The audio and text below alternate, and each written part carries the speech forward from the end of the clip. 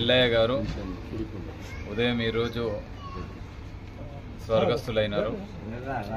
విషయం తెలియగానే దిగ్భ్రాంతికి గురి కావడం జరిగింది. చాలా గొప్ప నేపథ్యం ఉన్నటువంటి నాయకుడు శ్రీ జి ఎల్లయ్య గారు ఒక ట్రేడ్ యూనియన్ నాయకునిగా ఇక్కడ శేర్లింగంపల్లిలోనే కాకుండా జంట నగరాలనే కాకుండా తెలంగాణ ఉమ్మడి రాష్ట్రంలో ఉన్నప్పటి నుంచి కూడా వారి యొక్క ఉనికి, వారి యొక్క అస్తిత్వం, వారి యొక్క ప్రత్యేకత, వారు ఆచరించినటువంటి విధానం ఏదైతే ఉందో ఎప్పుడు తన కోసం తాను ఎప్పుడు జీవించలేదు.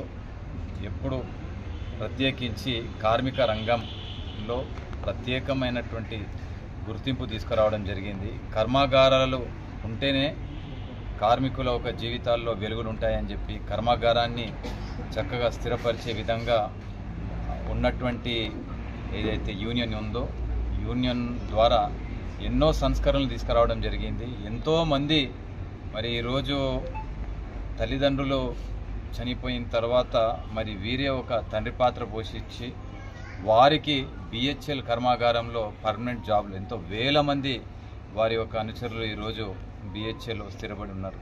అదే కాకుండా మంచి మానవతావాది, మరి చక్కటి తెలంగాణ మరి సిద్ధాంతకర్త, తెలంగాణ రావాలని చెప్పేసి ఆకాంక్షించినటువంటి వ్యక్తి. తనదైనటువంటి శైలిలో మరి ఒకప్పుడు తెలంగాణ వాదాన్ని మాట్లాడాలంటేనే గడగడలాడుతుండే, భయపడుతూ ఉండే. అట్లాంటి సమయంలో మరి ఇక్కడ నుంచి కరీంనగర్, ఇక్కడ నుంచి నల్గొండ, ఇక్కడ నుంచి వరంగల్, ఇక్కడ నుంచి మహబూబ్ నగర్ మరి ఎంతో స్ఫూర్తిదాయకంగా మరి ఆ తెలంగాణ భావజాలాన్ని మరి పాపులర్ చేసినటువంటి వ్యక్తి, స్థానికంగా ఉన్నటువంటి ఈ నాయకుడు జి ఎల్లయ్య గారు.